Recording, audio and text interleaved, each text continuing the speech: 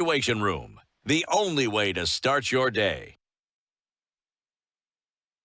I'm doing well. Welcome, Karibu Sana. Thank you for being here this morning. Thank you. So we're going to get into this conversation, necessary for us to have at some point, look into a number of these issues. But before we do that, let's welcome you into the Situation Room in Situation Room style. Dennis goes around the African continent. Every week comes from a particular country. We share the proverbs. We'd love to get your interpretation of the same. Yeah, today we are in Malawi, and a beautiful country, because if you think about Malawi, one thing that stands out is the fact that they have Lake Malawi, which then occupies over 20% of the total landmass that the country has. Some of the most beautiful sunsets that you can find in Malawi is because they've taken care of that lake, white sandy beaches at the lake. But let's go to the proverb. Now, the proverb says, most snakes crawl on ground, but we have some that are walking and speak in English. How would you interpret it? Wow, that's a huge proverb and a huge analogy, and I think it also speaks to us about our human character, how unpredictable. Snakes in the world actually are very peaceful, and they go about their businesses, playing their role in the ecosystem. But when provoked, actually, snakes can actually be quite dangerous. Some are poisonous, and some strike without notice. And that's also, it just also speaks to us as human beings, because that analogy, some humans, we can be good, but also we can also go to the other side, which can make us poisonous and dangerous. So I think it's a proverb that has double application, both what snakes are, but also what we as humans can be. Can be. Yes. Well said, well interpreted, Asante. Definitely. Let's, do a little bit of a round opening up here.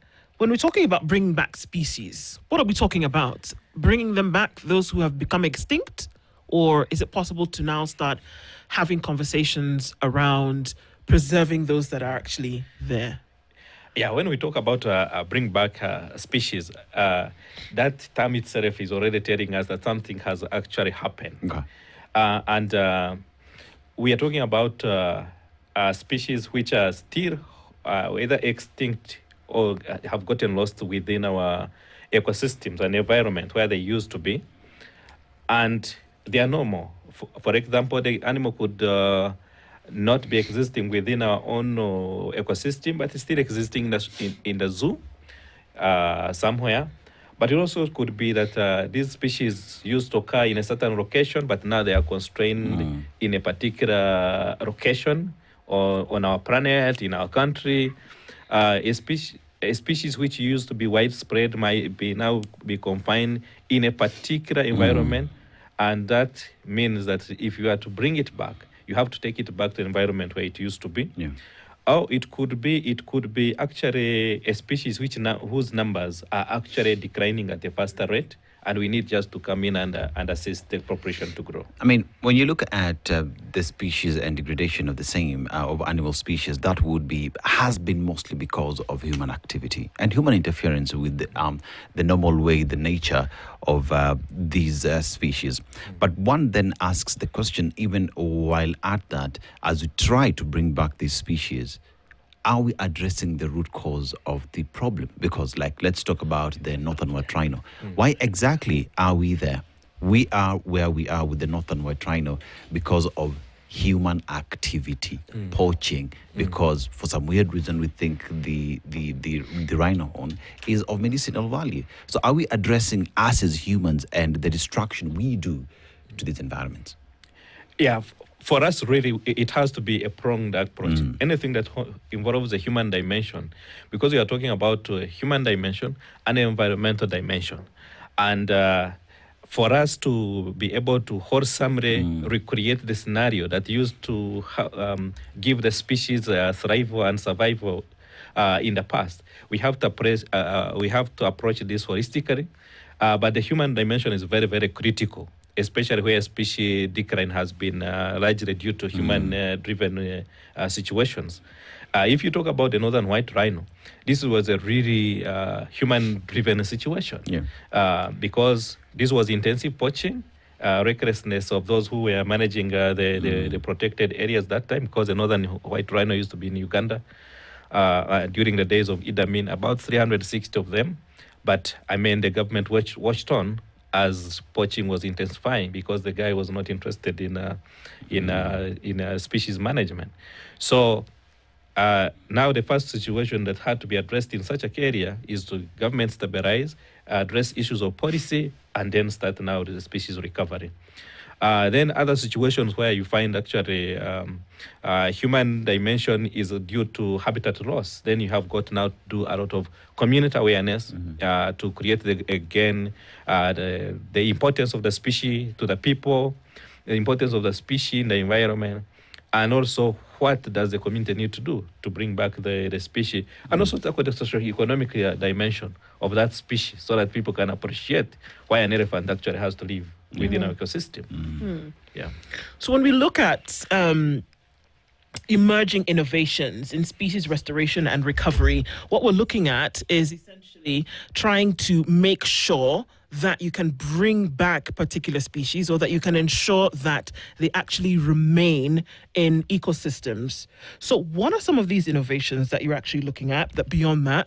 And what is the role of science and some of these partnerships in making sure that you can actually do this and get it done? Science remains an indispensable management tool, especially for what we are managing now. Because if you look at wildlife population management, it's a real art and science. Because you are talking about the biology of the species. You are talking about the ingredients within ecosystem that help the species to survive. And you're also talking about population monitoring, which we call ecological monitoring. And recently we started getting some very important tools that actually are helping us to ease the work, because you can imagine if you're managing a protected area like Savo, which is over 2,000 square kilometers of protected airspace. How much manpower do you need, for example, to daily be in touch of the situation of what's happening in the park?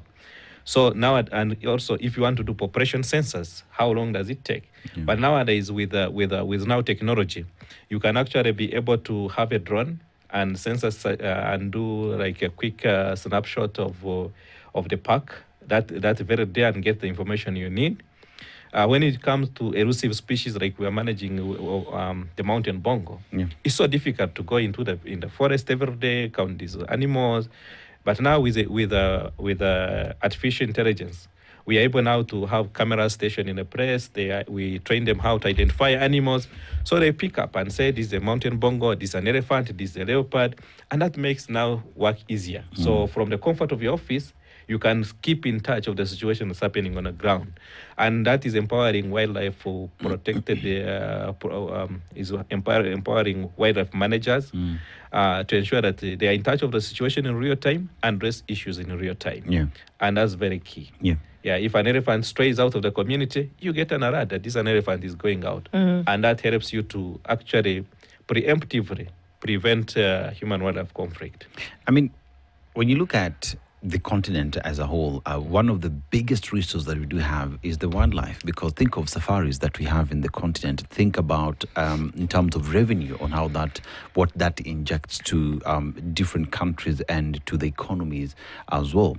But while at that, then one would hope that, knowing very well this is a resource that we cannot afford to lose, protection of this biodiversity, of these species that we do have in the continent must be a priority. How would you rate the way the continent, the way Africa is protecting its species, its wildlife, so that it is there beyond us? I think where we stand in a very good place, because I think the value of tourism has been amplified, and I think governments are beginning to appreciate what tourism and our wildlife and our tourism, especially for sub-Saharan Africa, is really wildlife and nature-based. So governments are beginning to appreciate that. And you can see many governments are now investing, for example, in airlines. And that is largely really to bring tourists here. Yeah. So there is that goodwill that is developing, and the consciousness that actually the tourists are coming to see our wildlife.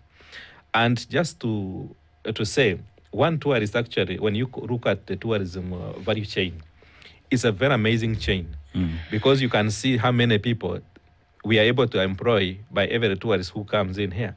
A tourist will come by our airlines.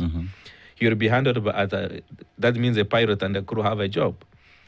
At our airport, he's going to be picked by somebody if we skip the airport management. He is not coming with their own car. He's going to take our fuel. He's going to sleep in a hotel built by us. Our mothers and fathers who are selling vegetables and food, they are going to get money.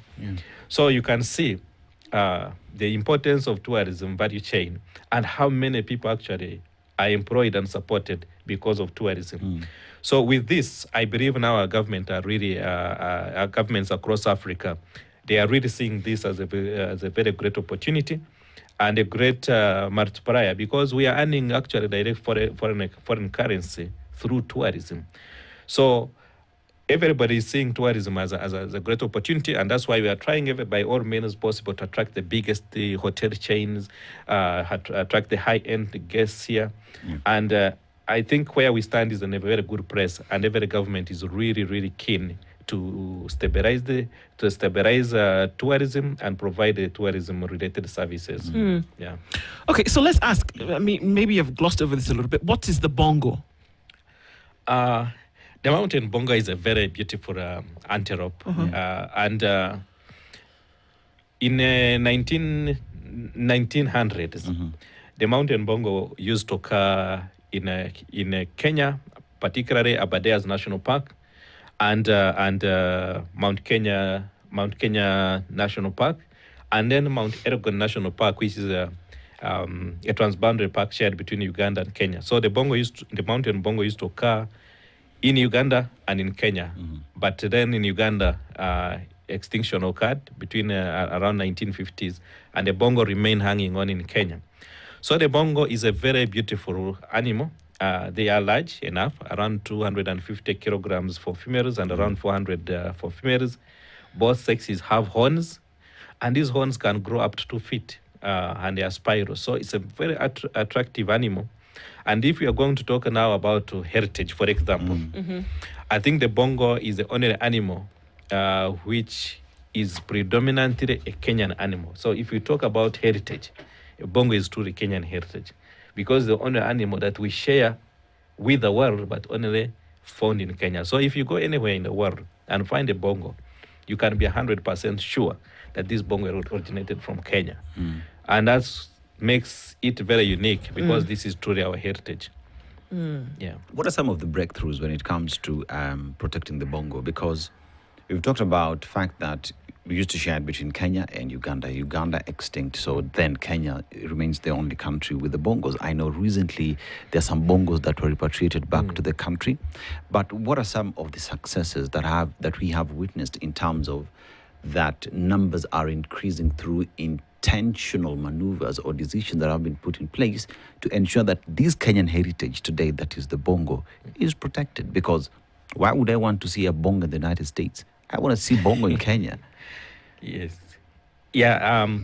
One of the breakthroughs we have had, one is that we've been able to breed successfully these animals, because in 2004 that's when the breeding program started. So we've been breeding and building up the numbers. Yeah. So one of the biggest situation we had to face was when you bring an animal, for example, from United States. It has no clue about our diseases. The diet is different. The management is different. So making that animal survive here was one of the biggest nightmares. But we have gone through that, and we have hardened these animals, and we started breeding. And in 2002, we actually were able to start introducing these animals to a wild sanctuary on Mount Kenya, at the Mawingu Mountain Bongo Sanctuary. I think the first mountain bongo sanctuary in the whole world. So, and we are seeing this was really a cautious step to take, But when these animals reached the sanctuary, unbelievable, they adapted quickly, they produced quickly. We have over 6 births in that area. And this was a very, very strong proof of concept that actually on the right track. Then, encouraged by that, that's why you see this year we brought in more bongos from Europe to enhance now our breeding and recruitment, because with those 4 males, it opened up 4 lines of breeding. Each male can be paired with about 5 females, and then the breeding is rapid. So we expect that actually within less than 10 years, we should actually have doubled the population, which is now around 176. We should be able to go to over 300 bongos in the next 10 years. And this is a very great breakthrough. But the most important thing that I see is the awareness we've been able to create on this antelope. You know, many people, I mean, even if it's you who has gone to the national park, you want to see the lion, want to see an elephant. But we've been able to build a profile of this animal to draw attention to the world that actually antelopes matter and the mountain bongo matters most. Yes. Okay, and so when we're talking about animal conservation, wildlife conservation around Africa, we know countries that had animals and today they have none. What are some of the things that concern you for somebody who's in the forefront of this conservation effort? What are some of the things that concern you about some of the trends that we currently see? I think when you one of the things that are really quite concerning, one is the loss of space for wildlife to roam, habitat loss, because you believe me, our population is growing, and also the needs of our population. We need housing. We need also where to grow food, support our population. And the protected areas really have been segmented so much because we are looking for land to take care of our housing needs, but also for development and also for our food to eat. So that is taking away space for wildlife, and our protected areas are remaining seriously isolated. So populations which used to cross together and for gene flow, now it's not possible. So that means our human interventions will be amplified to help these wildlife populations mix for us to sustainably grow the genetics. Then number 2, related to that, is also we are seeing a very worrying trend of the emergence of invasive species, plant species. So these invasive species, they are converting our habitats, they are unpalatable to our wildlife, and taking away space for wildlife. So what that will mean is that as long as wildlife does not have enough food to eat, then the population will decline. And this is something very serious. And it requires a lot of investment. It will take a lot of money. You go to a national park, for example, like Nakuru, you'll see the amount of Sodom apple that is there.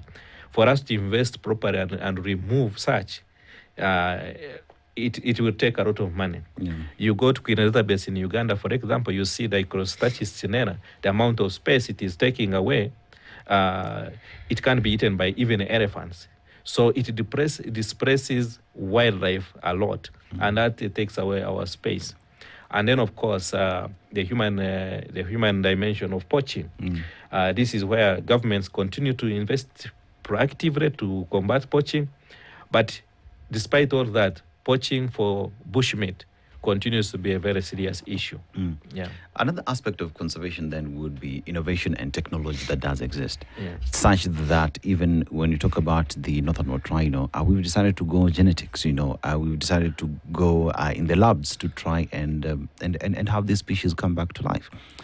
While that is a new way to go, or some of the options that only remain in terms of conservation, what does that inform or tell us when it comes to that species? What does it tell us? Should we be worried? By the point you as a researcher, as a protector of this species, you're deciding to go, let us now go to the lab. What has happened for us to end up there? Yeah, but by the time now we resort to these means, it means a lot has gone wrong. And a lot has gone wrong under our watch. Yeah, so to me, what that tells me that we looked on for longer. So what we are trying to do is that we don't want to have a situation where we are going to sleep down to where you only have 2 animals remaining, like in the northern white rhino. Because one, as African, in Africa, you're not going to have all these financial resources that are going to be available to recover a leopard, that are going to be available to recover a cheetah. So we need to start our action early on, especially when we see some triggers. So that requires us to, regularly monitor our population, understand our trends, understand the threats, and then address those ones earlier. Okay, and where situations warrant us to go in and actively intervene, our intervention should never come too late to come down to 2 animals. You need to start early when you still have a good chance. For the like for the bongo, we still have like 15 abadeas, so we are not starting from a very far end where we are under extreme pressure. We are starting from a good place of hope and a good place where there is need for investment. But it cannot be as now what we'll go through with a northern white rhino, where you start with babies in a test tube, and then from there you move them to the field. So that's a longer journey. And that is possible because you already have scientists outside Africa who are coming to help us. But how much capacity are we building internally that we can be able to take on the next species? So we need to start our action early.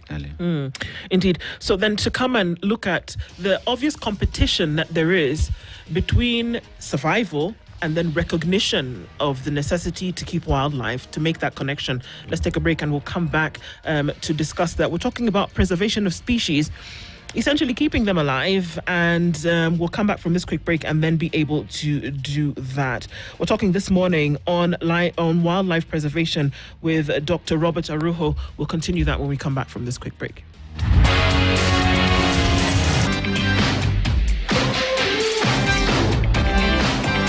Mornings done right. 94.4 Spice FM, Nairobi. All right, continuing with our conversation this morning. And as we do that, Daktari, I don't know if it's a curse or it's one of those things that we still need to continue competing about when it comes to oftentimes when we see, if you go into people talk about an animal that's washed up on shore. And the first thing that people think about is how they're going to eat it. An animal that makes its way into people's farms, the first thing is to kill it, to eat it. There's rarely the conversation about preserving this. In the hearts and minds of many people, it's to be consumed. Is it a conflict? I mean, obviously it's a conflict, but how are we going to get over that? Where the competition here is for people to survive vis-a-vis to think about the preservation of wildlife. How do we deal with that? I think this is an important issue that we are really we are contending with. I think our urge for meat as Africans should be studied. Yeah, should be studied. Yeah, even me, when I work in a restaurant and you serve me food without meat, I would be concerned. Are you suffering? I'll be concerned. I think this is where it's a question of balancing livelihoods, especially for people who are living closer to wildlife, and creating this awareness. Because I mean the protein requirement, people want to feed their families. But this has to be well balanced in a way that we can actually raise enough livestock that we can derive this livelihood from, and I believe we still have land. All we need is to understand what will be the best way to actually put our land to optimum use. So we need like agriculture extension services around protected areas to teach people how do you keep your goats actually? How are you able to provide their needs quickly? Because as long as families have their protein source through their livelihoods, if a father has a chicken source for a child, then you not want to take on a risky venture to go and poach. So I think it's really to support the immediate communities around protected areas. Better ways of farming, how they can utilize their space, and also to appreciate that actually wildlife will pay them better. Once they start seeing the direct rewards of coming from the wildlife, benefiting them through livelihood incomes, I think that will also sort some of these problems. At the moment, if they don't see the opportunity, I think I read in Konjima Wildlife Reserve in Namibia that if it pays, it stays. So the communities want to see, does it pay? If it pays them, then it stays. Yeah. Let's talk about veterinary medicine. With all these millions and millions of population of wildlife in the country, or even in the continent, one would also assume that we have enough personnel that will be able to look after these animals whenever they fall sick, or even just for research and development to know how they can produce better, because technology informs that, right? Now, when you get into veterinary medicine today, one would be concerned, because even in our homes, you'd find many have their cats and dogs that don't see the vet. Why? Because I don't know where a vet is. I am not cultured to be taking these animals to see the vet. So with the burden that we see then as a continent with regards to veterinary medicine, how difficult is that making the conservation of these species in the continent? Yeah, you talk about, I think while veterinarians as a profession, we are very few. And then when you now start specializing, like I've done in wildlife management, actually you become fewer. One, it takes really passion. If you love it, then you can do it. And then it's sometimes it's also a daring game, because you are going to be working with animals which are not domesticated. So it really requires another sense of courage and passion to mix together. And then also, we are coming from a generation where they will say nature takes its course. And where we stand, nature cannot take its course, because we know that there are human dimensions that are affecting wildlife, where now we have to come in and help. For example, an animal caught in a snare, it's not an animal's making. That's not nature taking its course. It's a snare introduced by a human being. So humans have to go in and remove the snare. So I think that appreciation of conservation veterinary medicine practice was not there in the past. But now the trend is actually changing. I think we are making a huge difference. You can see like active medicine has been able to build back the gorilla population in Uganda, Rwanda, together to now the species being endangered from critical endangered. You can see the achievements we are making on the bongo because of active medicine. So I think there is that growing trend of investment in veterinary services for wildlife. And we are encouraging wildlife conservation authorities to really embrace employing veterinarians to tackle some of these emerging issues that we are facing in wildlife conservation.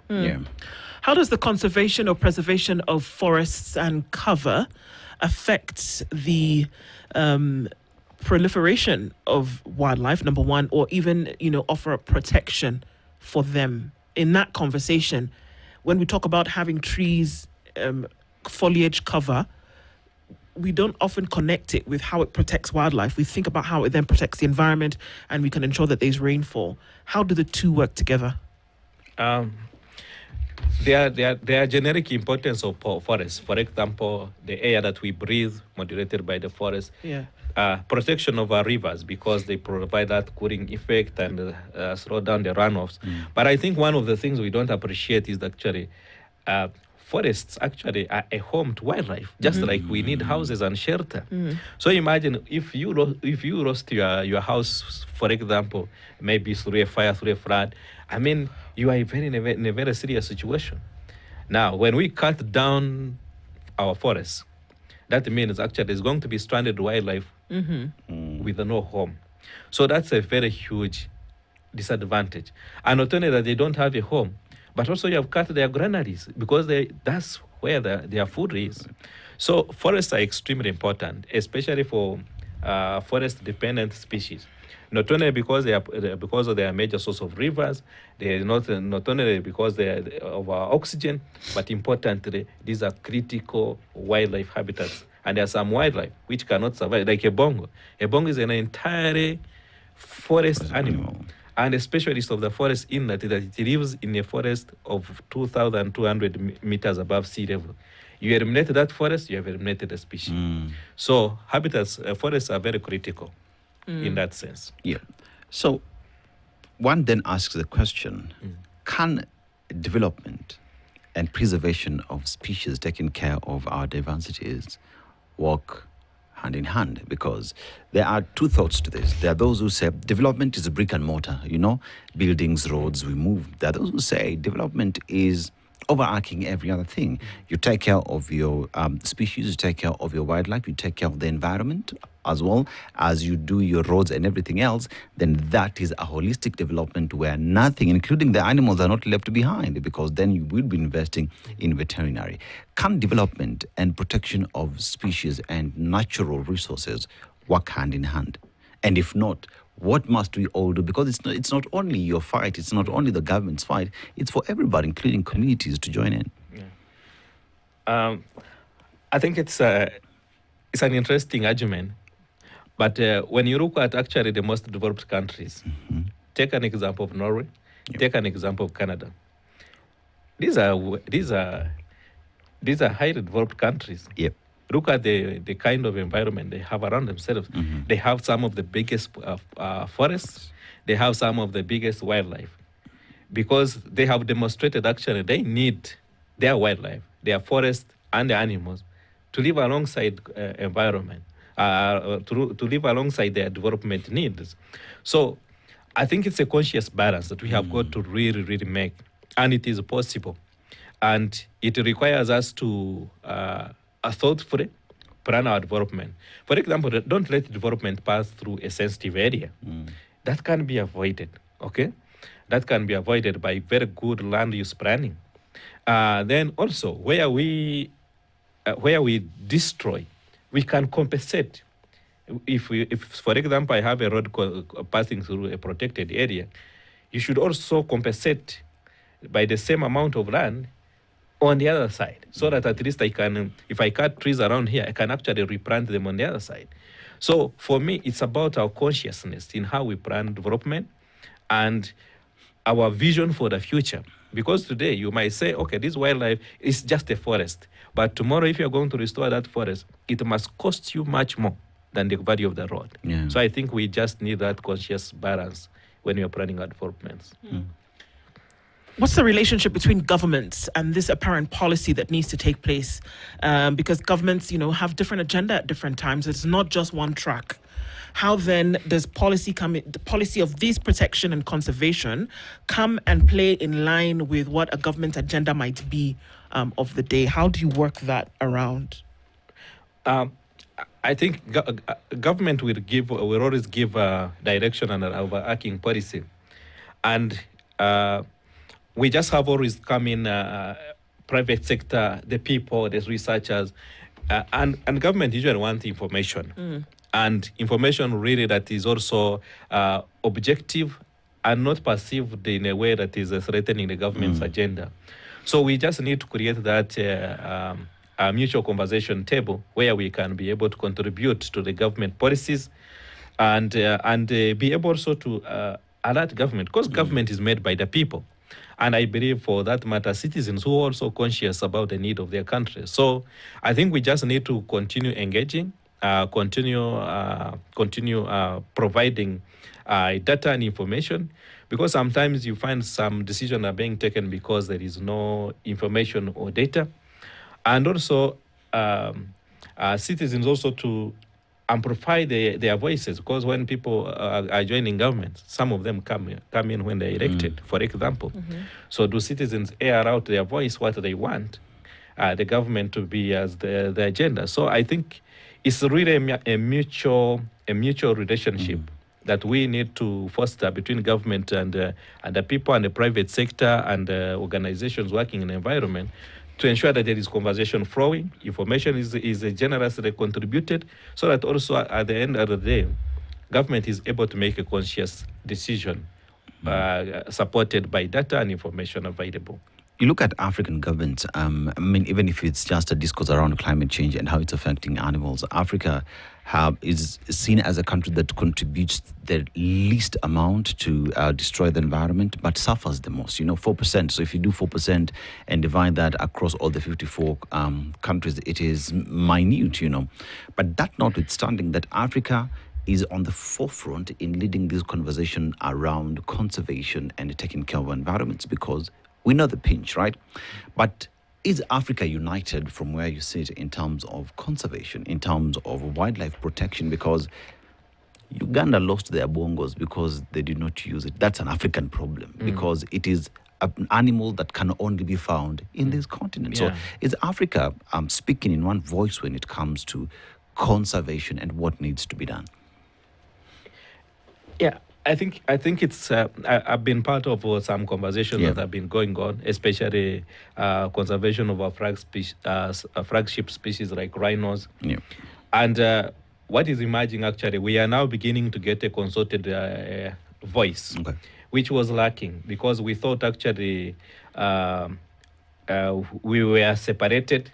But wildlife, for example, does not know boundaries. You take an example of our ecosystems, how they cross over and roll over in each other. You go down here, Masai Mara, Serengeti ecosystem, it's one. You go on the other side, Uganda, Congo, Virunga ecosystem is one. You go up in Kidepo Valley National Park, you find Kidepo, Uganda, and Kidepo, South Sudan. That's the same ecosystem. So I think there is now a growing awareness. Actually, we are having wildlife that actually knows no border, and it's high time for Africa to work together. That's why you see, like between Virunga, we have the Greater Virunga Transboundary Cooperation between Uganda, Congo, and Rwanda, to make sure that the gorillas in that Virunga Massif survive, and that has been key to growing the gorilla population higher. So, we cannot escape from this fact that as Africa, this is our wildlife. We can't sit on the fence and wait for somebody to come and give us an agenda of how to conserve our wildlife. So the area we own this, and I see this ownership now is growing of this responsibility. And I think we're on the right track because we are seeing now conscious investment in wildlife conservation and African leaders consciously emerging to take on conservation issues. And I think that's the right direction. There is still a lot of external, should I call it contribution or interest when it concerns conservation of wildlife in Africa, and that comes in with foreign dollars, it comes in with foreign presence, and almost with foreign dictation in terms of how things are going to run. Is that the preferred position that we should be in at the moment, or should it be a shared responsibility? Or do we welcome anybody who's going to come in and say, well, let's protect?